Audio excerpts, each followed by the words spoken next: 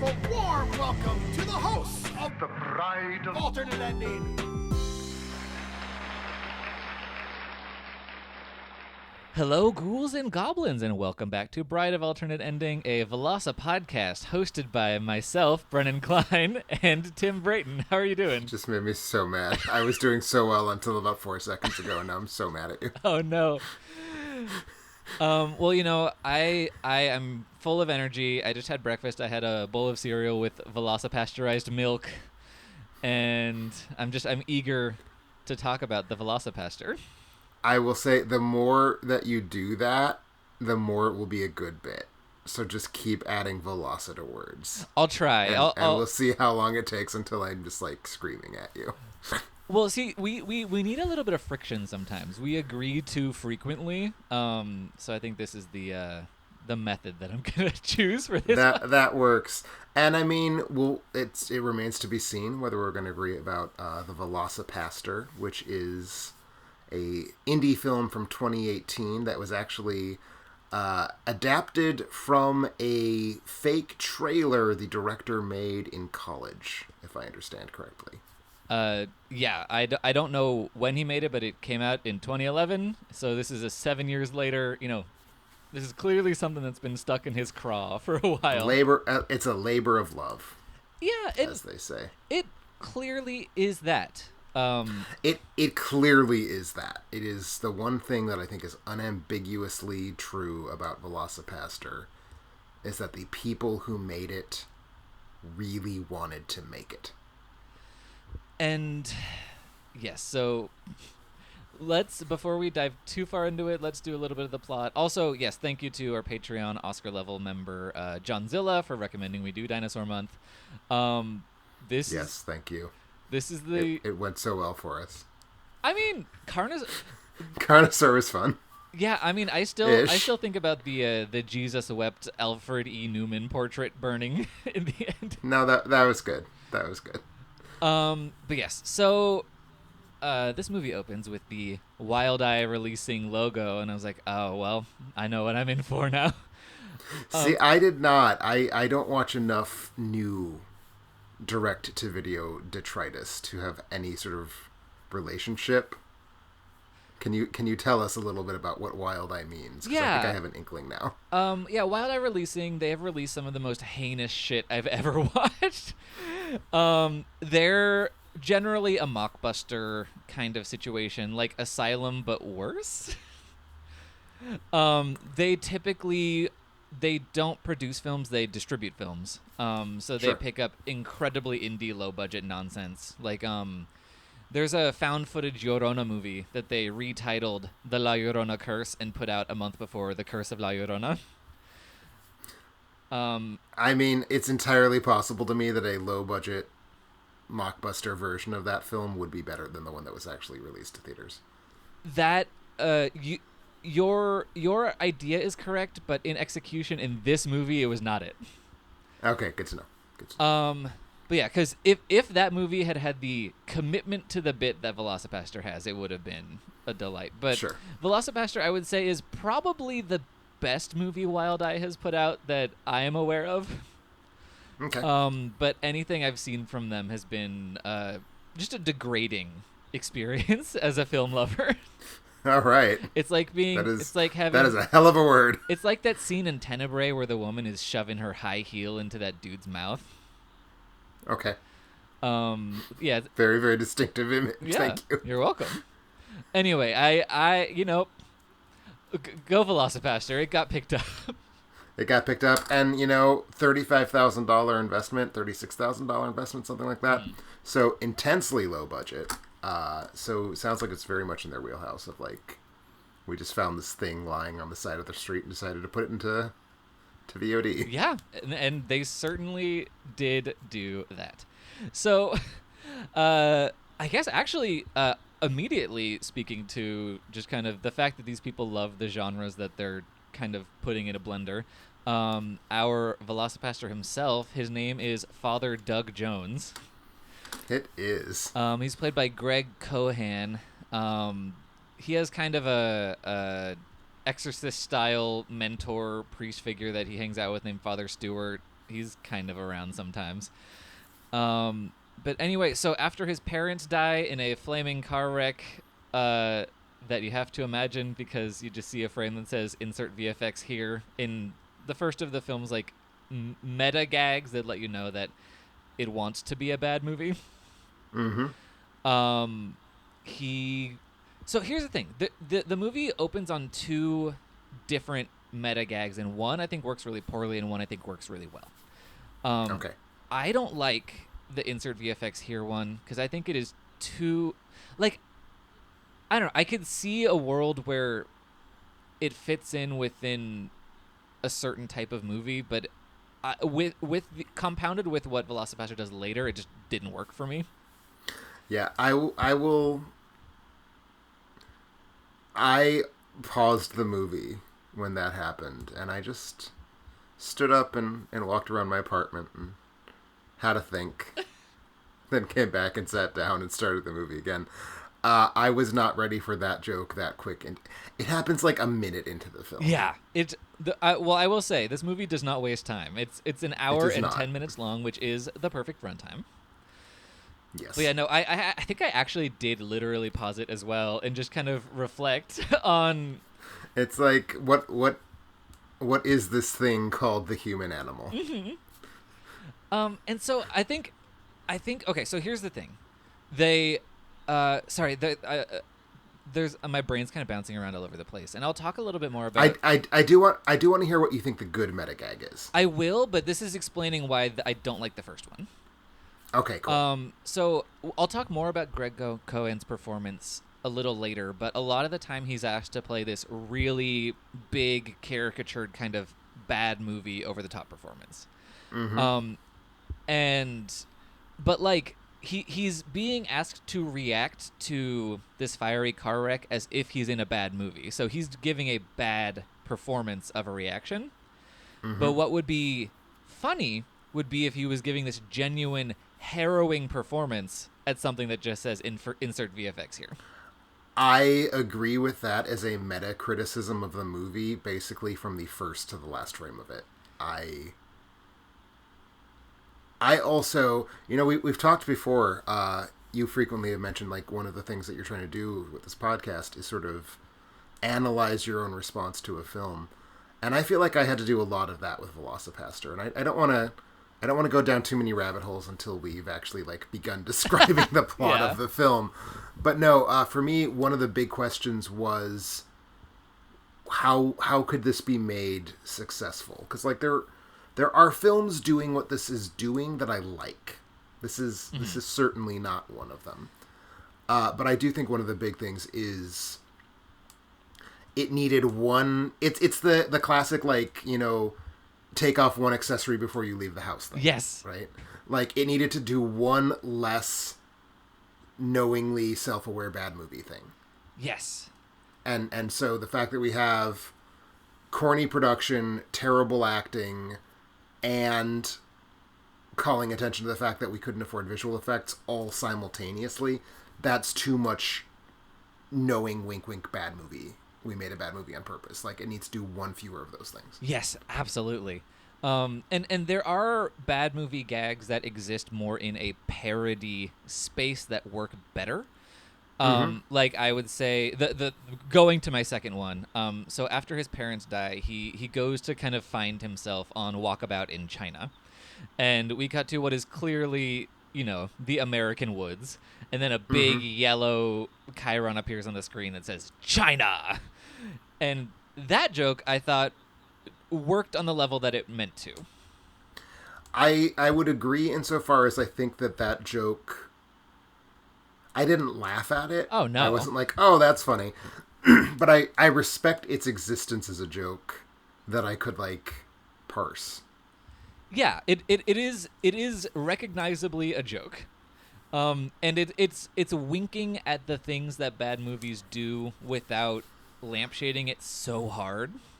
Mm-hmm. Of course, the China that they exist in is this incredibly uncomfortable melange of various Asian cultures kind of mushed together in a way that does not seem to be a commentary on anything, and it's just. Well, it's just trying to evoke a bunch of like kung fu and ninja films, and the whole Orientalism vibe of it is distinctly off-putting. I mean, I think it's clearly meant to be like ironically racist, and the question is how can you do ironic racism without it just being racism? Yeah, and I was unclear because there's a thing of intent versus not, and there's a certain amount of ironic racism that was the intent, but I don't know how much was or wasn't intended, because there's certainly stuff spilling out over the edges that felt just wrong. That's fair. I guess for me, it's more that if that wasn't just like flat out ironic racism, it's the only thing in the film that's not ironic. So I think I just kind of took for granted. No, you're right. And I would say at the very least, one of the ninjas ends up being Japanese later. So I was like, okay, so they figured out a little bit about what things come from where. And I mean, whether it was intentional or not, I still don't think it's a good joke. No. It is not a joke that made me laugh. It is not a joke that's like, aha, they are mocking how Westerners just put all of East Asia into a bucket. But I do think I am going to charitably assume the intention was to make that the subject of the joke. Yeah. No, I can live with that. But anyway, so he, this woman. He walks the world to find himself, and he ends up in China. Is basically where we're at. Yes, and a Chinese woman wearing the classic Chinese uniform of a Japanese karate gi and a rice paddy straw hat thing. Mm-hmm. She gets shot with an arrow, leading to one of the other jokes that I actually liked, where she is bleeding out with an arrow sticking out of her chest, and he asks, "Are you okay?" That is the only time I laughed at the movie. Yeah, because again, that is a joke. That's a joke. That's absurd. Yeah. Is what it is. See, the thing is, the movie's whole thing is like ironic meta commentary. That was just absurd. Yeah. And so it worked, because there's not actually all that much that's absurd in this movie. It's weirdly true. But yeah, so she passes this artifact to him that seems to be some sort of claw. He accidentally scratches himself with it, and he turns into like a were velociraptor. I would like to register my complaint about the film. I have many. This is one of them. Obviously, the title is the tail that wagged the dog here. And in fact, the film director, whose name evades me, it's Brendan Steer. Brendan Steer, that's right. Has talked about how the genesis for the film was when he was texting someone the word velociraptor, and his phone auto-corrected it as VelociPastor, as 2 words. Mm-hmm. So quite literally, the title is the first thing he came up with. And I get that, and it's a good title. It's a fine, ridiculous, sort of, Sharknado-esque title. That is not a velociraptor. It is a squat T-Rex. That is true, and he's also not really a pastor. He's also not really a pastor. I think, which is, how deep into this film's representations of Christianity are we going to get? Because I feel like we could go pretty deep. We could go pretty deep. I don't know that that's necessary. I looked it up, and I think you can technically call a Catholic priest a pastor, even though I've never heard anyone do that. I've never heard anyone do that. Yeah, but I looked it up definitionally because I was like, how mad should I get? And I was like, they can kind of fudge it. So I was like, fine. Because, like, the whole thing about, like, he's taken a vow of chastity, I'm like, pastors don't do that. Yeah, I was like, I know many pastors who are married and have kids. Exactly. But yeah, and also he's doing confession, and he has the rosary. So he's fully a Catholic. So he's priest. unambiguously Catholic, yeah. Exactly. So he's more like a Tyrannosaurus priest, but that's a less cool title. Yeah. I'd still watch that movie. I don't know. Tyrannosaurus priest sounds like it would be a hair metal band in the 80s that only released one album, and it was self-titled. Yeah. Okay. Or what about Tyrannosaurus Rexorcist? See, that's good, but it's getting us into a different plot. I mean, I'd kind of want that, I think. I don't not want it. I'm just saying we are now reviewing the movie we didn't get rather than the movie we did. And that's always bad. Yeah. Bad habit. It's bad practice for film criticism. It is a bad practice. It's a bad VelociPastor. So he becomes a kind of were-velociraptor. He accidentally murders. Okay, so here's the thing. So there's this prostitute named Carol, played by Alyssa Kempinski. She is sent to the park by her pimp, whose name is, I actually don't have it in front of me, but it's something wild. It's like Johnny Mermaid or Freddie Mermaid or something Frankie like Mermaid, that. I think. Yeah. Frankie Mermaid, yeah. So she gets sent out to the park, and then she gets mugged by a guy, and then the VelociPastor kills the mugger, and then eventually he teams up with Carol. I don't know why she's necessary to be a part of it, but he teams up with her to like bring down criminals, essentially. Right. Well, because he also murders Frankie Mermaid. Oh yeah, in the confessional. That's right. That's right. Because it turns out, no less, that Frankie Mermaid, in addition to running prostitutes, is an assassin, apparently. Oh yeah. And he was hired by forces as yet unknown to install the car bomb that killed the VelociPastor's parents. And so when he hears this, he velociraptors out in the confessional, shoves his raptor hands through the window of the confessional, which is the other thing that I thought was funny in this film, and murders Frankie Mermaid.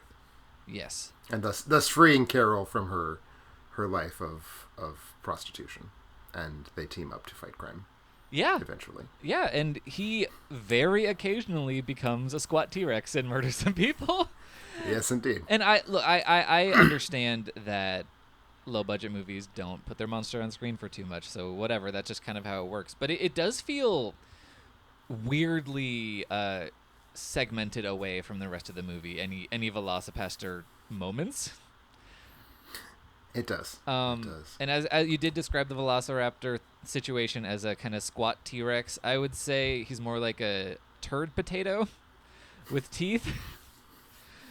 Yeah. But it's great because the costume, you can very obviously see where the head of the actor inside the costume is, because the dinosaur has like an extremely pronounced hunchback. Yeah, it's very funny. And it's very obviously, oh, well, that's just where his head is. Yeah, that I don't mind, because I've watched plenty of goofy monsters running around. I'm not saying that's bad at all. I mean, part of the thing is that this can't have a good-looking monster. It would be a violation of the contract this film makes with its audience if it has a good-looking dinosaur. That's true. But also, to that end, because they clearly just had a dinosaur costume, which... Yes, apparently he literally had it hanging around. Like, he wanted it. I read about this movie. I regret that I did so, but I did. Apparently he and some friends fabricated it for a high school show or something. Mm-hmm. And his teachers at the time were like, that seems very violent. We're not letting you do that. So it was just like living in his parents' house for a decade. And then he was like, wait, I have this dinosaur costume. We can use that in VelociPastor. Yeah, okay. So my question then is, why didn't they? Like, you have the costume and you know, like, it's not going to cost you any more to have that dinosaur running around in more scenes.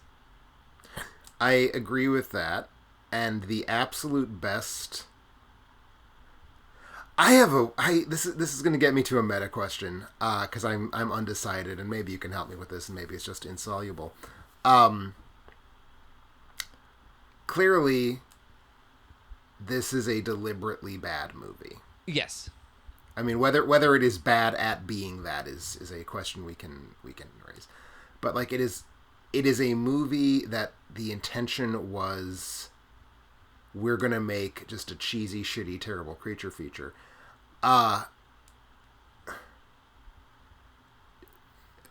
When did... I don't even know how to frame my question.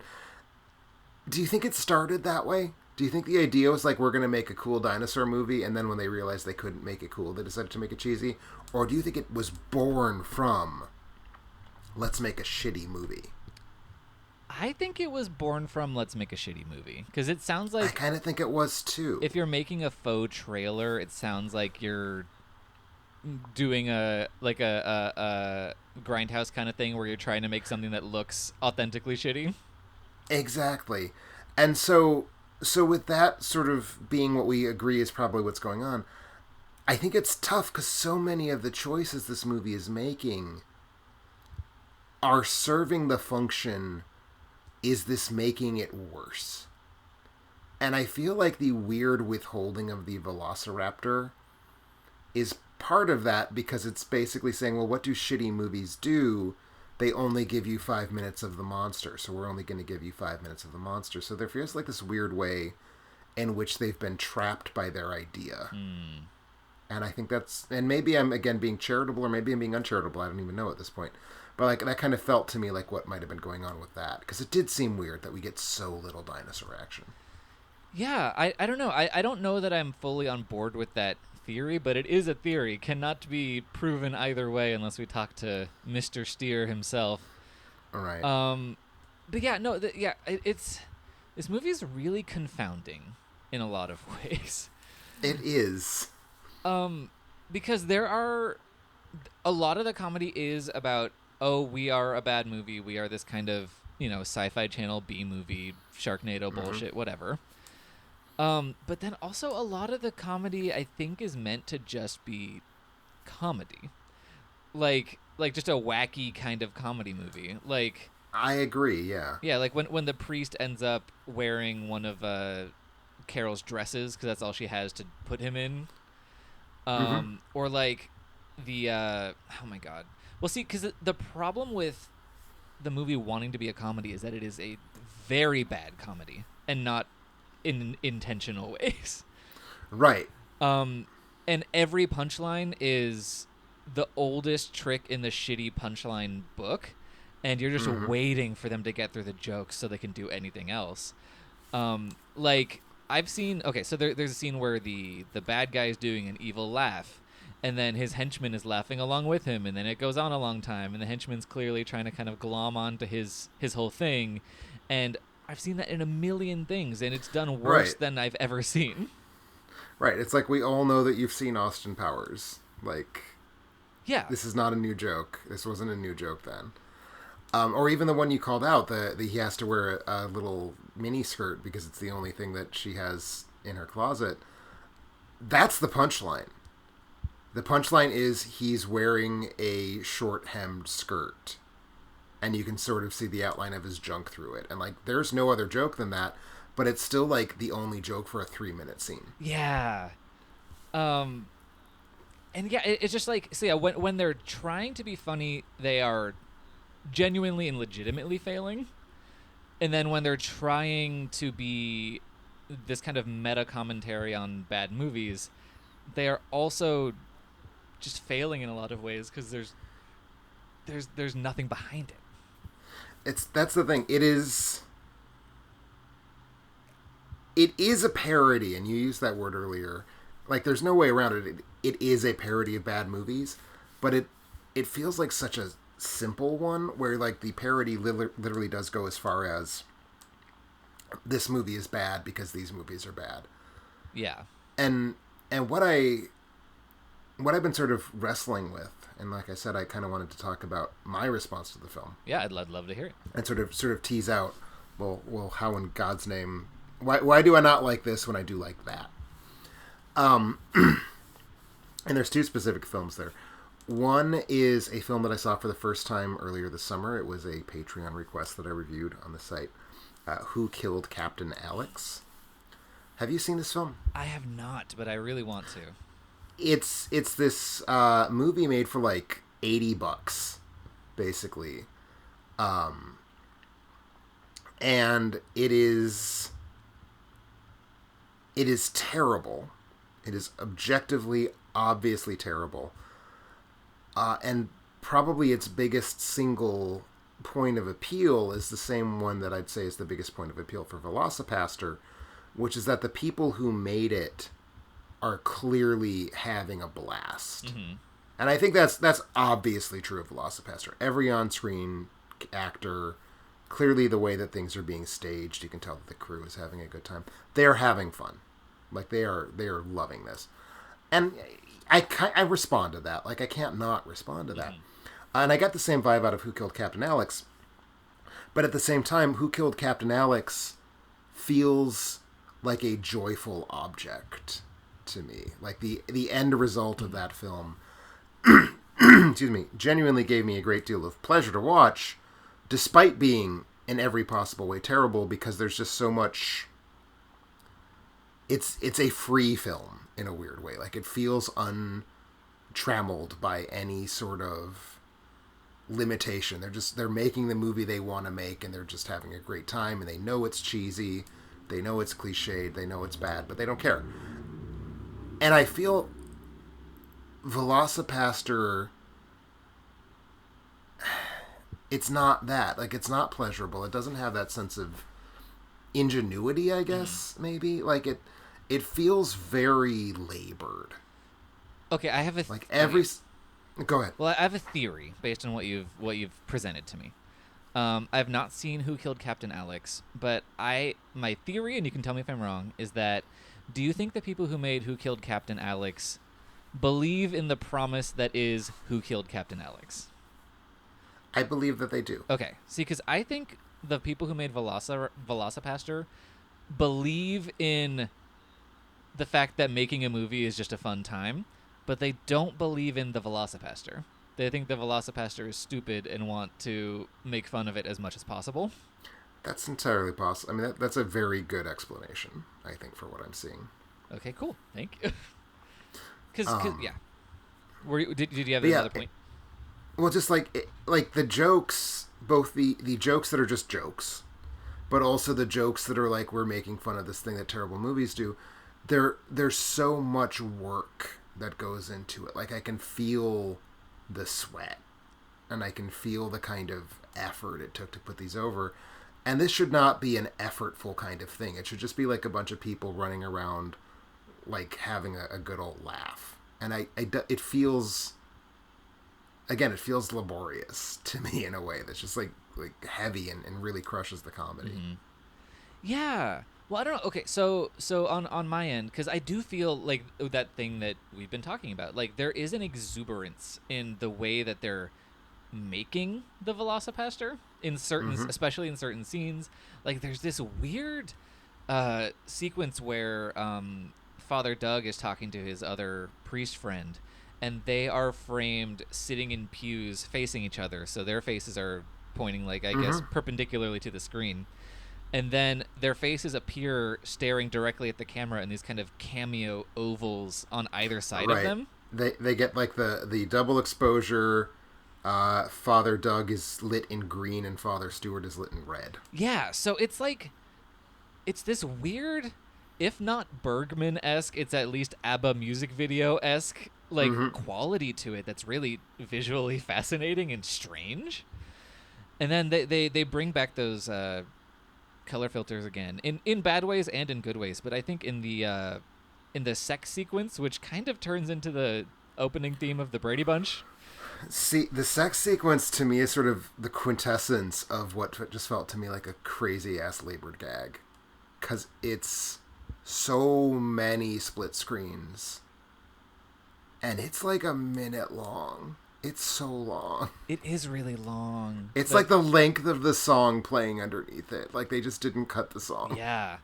But there are these moments that are these kind of like glowing hands reaching for each other that feels like something you'd see in a Nicholas Winding Refn movie almost. Mm-hmm. And there are these things where you can palpably feel like that they love film and they're trying to do things, but then in the meantime they're just constantly shitting on bad movies. And the thing is, bad movies are so lovable, and I think this movie hates them. I think it does. I mean, it plays the knowingness card that I don't care for, where it's like, you know, we know that this thing is bad and we're going to do it because we're clever. But the other thing, so, you know, I said it reminded me a lot of Captain Alex, but every time I see a movie that's deliberately bad that I end up finding just a complete sodden trudge like this one, I always have to ask myself the question, and I don't always come up with an answer. Do you remember that film? I think it came out in 2001 or 2002, The Lost Skeleton of Cadavra. Have you ever seen that? I have not seen it, but it's on my long list. I find that movie very fetching. I enjoy it quite a lot. And I always have to grapple with this question: what did that movie do right? That, for example, the VelociPastor did wrong.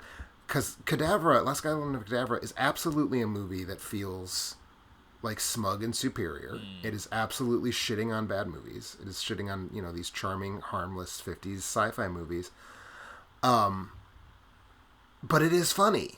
And, like, the things that it's doing that are deliberately bad are good jokes. And I always struggle with this question of, well, why did that work?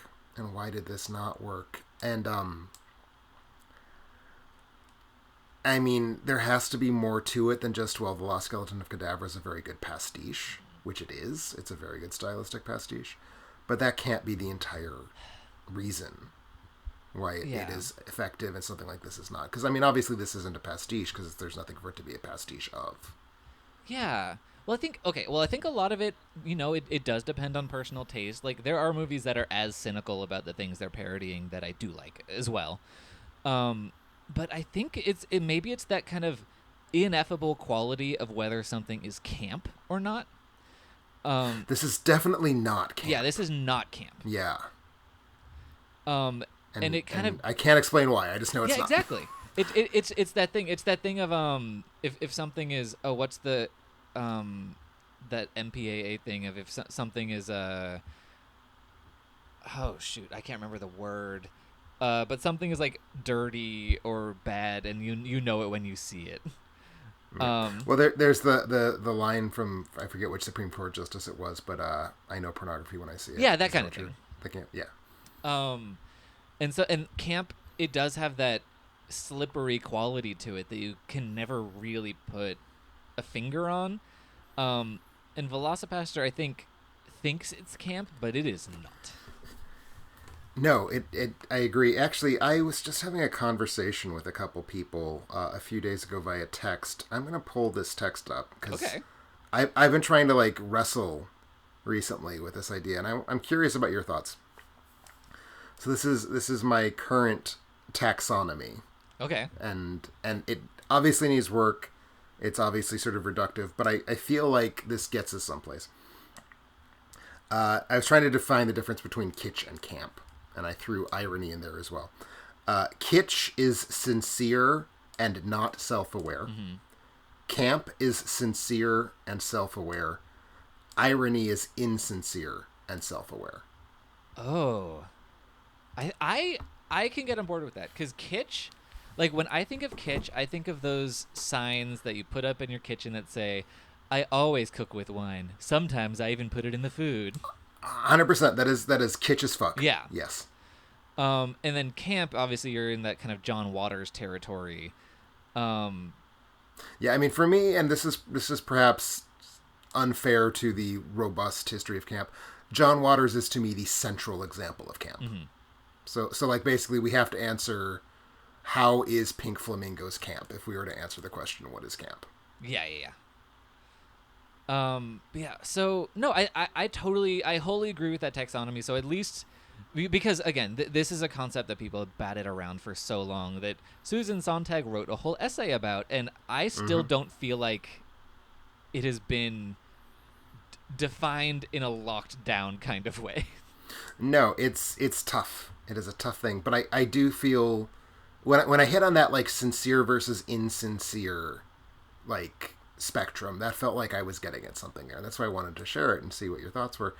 Because I do feel like VelociPastor, even though they're all having a hell of a good time making it and like they're being very earnest in how much fun they're having, I do feel it's insincere, and that gets back to what you were saying. They don't believe in the VelociPastor. Mm-hmm. Like they don't care about him. They don't care about Father Duck. Yeah, and they should. Because also, actually coming to something I had put a pin in, I think Greg Cohan is delivering a solid performance for what this movie needs. He has an excellent kind of cornbread American look about him. He's delivering this kind of affable pastorly charm, but this willingness to, go all out and do wild shit. Mm-hmm. I read your Letterboxd review. It is clear to me that you have certain thoughts about the pastor. I do have certain thoughts about the pastor. I would have sex with the VelociPastor if you wanted me to. He could break that's his fair. vow of chastity with me. Okay. It was fascinating to me on a separate note. He is shirtless quite a bit in the movie. And it is quite clear to me through thorough examination that he waxed his chest at the beginning of the movie and then was letting it grow out as the movie progressed. That's amazing. I was not paying remotely that much attention, but I'm glad to hear that you have mapped that out. It was very interesting. So I have a theory that they did film in chronological order. All right. Oh, I mean, of course they filmed in chronological order. This is the kind of movie that films in chronological order. Yeah. But anyway, I think he's delivering he's enough of a compelling central screen presence. Not compelling, but like something to stick to. That I wasn't like. You've made it very clear you'd like to stick. Yeah, to exactly. This. But I just any way you cut it, I was not miserable watching the movie. But it is a bit of a slog. It gets real boring in the middle too. It gets real boring in the middle, and I think it does get back to something that we identified way back at the start of our talk about this. Is a potential way to redeem this film simply having him play the pastor as a real person. And then the humor becomes the contrast between this actual story of a sort of Batman figure who loses his parents and becomes a vigilante, animal killer. He's playing it straight, and then all around him is this just hapless, falling down apart catastrophe of a movie. Does that make it funnier? I mean, I don't think it makes it less funny. And also, I feel like that kind of gets to my La Skeleton of Cadavra question, because that's a movie where the actors are taking it 100% seriously. Yeah, no, I do think it would improve the movie. Maybe not to the point that it would be actively good, but it would substantially improve it. I would find. I think so. And so maybe because I do think, I agree with you. I think he is not giving a bad performance in that his performance got away from him. He is giving a controlled performance that is doing bad things. Yeah, he is giving the performance that he is asked to give. Yes. Well. Yes, he is. And unfortunately, just a lot of the things that this movie asks of itself are just a problem. I mean, all of them. I should go so far as to say. Also, holy shit, that Vietnam flashback that's randomly shoehorned in like 2/3 of the way in. I don't know what to make of that. I mean, again, it feels like every decision getting made in the storytelling of this film was, what can we do that's a ludicrous cliche that we then play poorly? Because, I mean, the weathered mentor who has a dark traumatic past, that's a thing. Yeah. So clearly they're mocking that. But it's also so weirdly all of a sudden it becomes a gore comedy, which it hasn't been up till that point. And that's weird. And which it maybe should have been. It's just weird. It definitely should have have been. Because, I mean, again, I didn't really laugh at this movie, but at least the moment where the guy's lover runs towards him and then just blows up on a landmine, that at least got a sort of out of me. Yeah, that's not nothing. It's not nothing. Yeah, no, it's just, I think it, in addition to being kind of cynical and unpleasant, it's very scatterbrained. It's like, it's not thinking authentically of how can we mash ninjas and Vietnam and dinosaur pastors into a movie. It's just throwing them all in and hoping it works, and it doesn't. Right. It is, to go back to Grindhouse, because clearly, I mean, I haven't seen the trailer he made, but clearly this is a, kid who sees Grindhouse and is like, ooh, I want to do one of those trailers. It's the difference between Don't, the trailer, where Edgar Wright has very clearly, thought out what is the ridiculous thing I'm trying to make fun of, what would it look like if it were a feature, and I'm going to make the trailer based on that. Versus Rob Zombie making Werewolf Women of the SS, which is just him saying, okay, I have 3 minutes, nothing needs to make sense, I'm going to throw shit at it. And I think that works in the context of a fake 3-minute trailer, because Rob Zombie was never going to make it a feature, and Brendan Steer made his a feature, and I think this is sort of what would have happened if Werewolf Woman of the SS had become a feature, Yeah, probably. It's too many things that aren't thought through. They're just like, it would be cool to have this in a movie, and we're not going to try beyond just having them be present. It's like, you guys, wouldn't it be ridiculous if a pastor turned into a velociraptor and fought ninjas? Like, it completely stalls out at that level of thoughtfulness. Yeah, which it's a shame, because like I wanted to like VelociPastor, but it just how can you not want to like a movie with that title? Exactly. And you know, as a horror fan, I've been burned by so many titles, by so many posters, and this is another one. But you know, there's gems everywhere. I do want to watch Lost Skeleton of Cadavra now. That again, I have wanted to watch it for a while, but I'll bump it up the list. Yeah, it's you know, I don't know exactly where you live with 50s sci-fi movies, but it's a very smart parody of them. Yeah. Well, see, 50s sci-fi movies did not start out as my a core competency of mine. But every October, so hey, coming up, I do a crossover with the blog that Hunter Allen does. He lives in the AE comments sphere, and I give him 3 80s slashers to watch, and he gives me 3 like 50s B movies to watch. And we're coming on the 9th year of doing this, so now I've seen a lot of 50s B movies. It sounds like you've seen 24 at least. Something like that. Yeah. And I have watched some on my own. Like I found my way to the Blob independently. For sure. But anyway, so yeah, I think that it would work for me because I kind of know where I'm at with that. Anyway. But yeah, no, it's a good movie. I enjoy it. Whereas I do not enjoy VelociPastor. I admire the enthusiasm. Yes, me too. Some of the swings they make are good swings, but it's just not there, which is a shame. I just realized, and I can't believe it took me this long to suddenly realize this is a comparison, because they're both about fighting ninjas, and about fighting ninjas who are also drug runners, for that matter. You've seen Miami Connection? Yes? No? No. Have you seen any movies? I don't think so. Do you see any movies that aren't slasher films? I do. So Miami saw Connection. Barbarian. There you go. Actually, it's kind of a slasher film. It's not a slasher film. It is more other things than it is a slasher film. I saw Marcel the Shell with shoes on. Well, so did I. And that's a story for another time. Mm-hmm. But the Miami Connection is this, but born from, we're going to make a real movie, you guys. And just, there was not the level of competency or resources to make that happen. Mm-hmm. This is basically the same scenario, weirdly the same scenario, starting from the perspective of, we're going to make this bad on purpose. And I think, I mean, if you make that decision, we're going to make this bad on purpose, have you foreclosed on the possibility of it actually becoming a sort of Miami Connection-esque romp? And maybe you have. I don't know. Maybe you need to want to make it for real in order for it to actually work as a bad movie. I don't know. But it does, I think, comparing these two movies, this and Miami Connection, really does kind of exaggerate and amplify what it means to approach a project sincerely versus insincerely.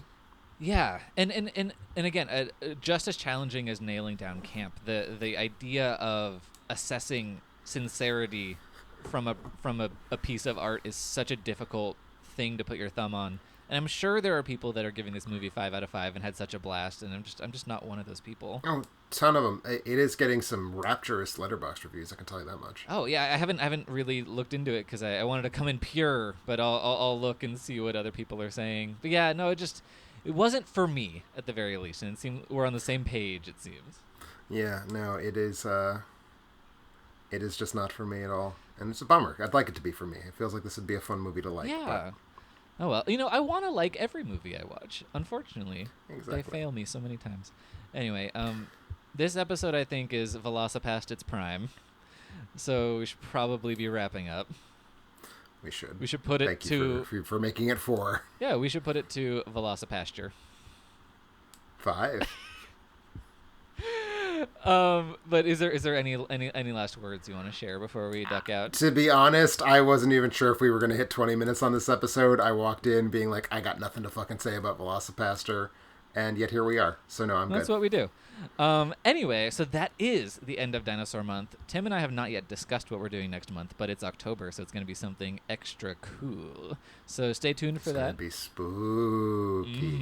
If you're on the Patreon, you can vote for the first movie. Oh, I did a real Mira Sorvino as vote. Romy in Romy and Michelle. You can vote for a movie. But yeah, you can vote on the Patreon for what the first movie we're going to cover next month is, so keep an eye out for that.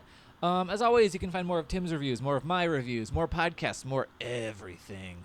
You can find all of that at alternateending.com. All our social media stuff is in the show notes, so check that out. And until next time, bye-bye. Bye. She ate me.